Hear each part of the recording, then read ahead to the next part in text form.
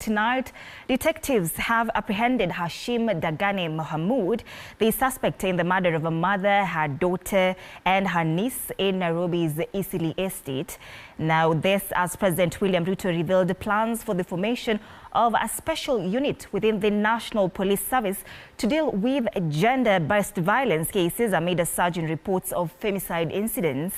President Ruto further cautioned that cases of femicide will be curbed if parents take a front row in offering guidance to their children, as Moiga William reports. Tonight, at the custody of the Directorate of Criminal Investigations is Hashim Dangane Mohamud, a man believed to be behind the brutal murder of family members, a mother, daughter and 12-year-old niece. Arrested on Sunday, the suspect is said to have been hiding in Eastleigh all along, according to an officer familiar with the investigations into the killing of Nusaiba Abdi, Amina Abdirashid and Dahabo Daoud. With detectives burning the midnight oil to unravel the puzzle behind the brutal murders, President William Ruto has affirmed that his administration will deploy all necessary resources in curbing gender-based violence. How can it be that our girls, the women of Kenya, that expect us to love them, that now they are dying in the hands of men? Tuache kusema ati suluhisho ni kuambia wasichana wakutane na mtu wa aina hii ama hii. Do not blame the victim. There is no justification of killing a female or anybody in our country. However, the head of state had a clarion call to the society. As parents, as Kenyans, we must also deal with the moral issue. Let us not just finger point as to who should do what. We should also begin by saying, what will I do as a citizen? Elsewhere, in Mathare, the Coalition for Grassroots Human Rights Defenders Kenya held a peaceful protest calling on the national government to declare femicide a national disaster. You can't be telling us that as a government we need to be careful and not talk to strangers. Who are strangers? Yes.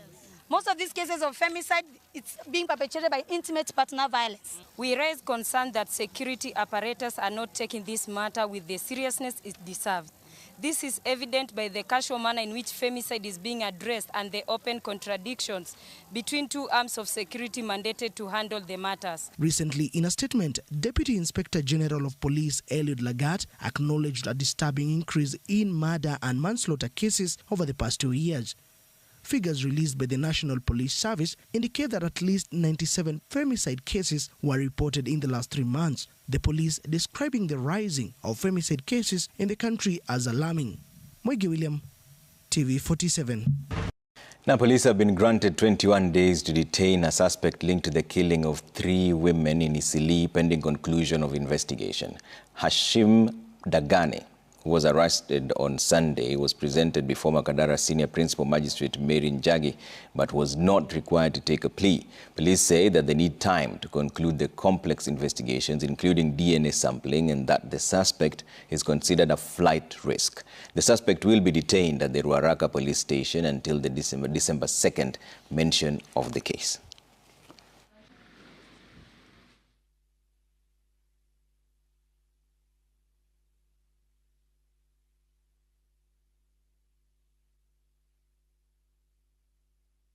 May Allah subhanahu wa ta'ala make it easy for them. May Allah subhanahu wa ta'ala give them the highest place in Jannah.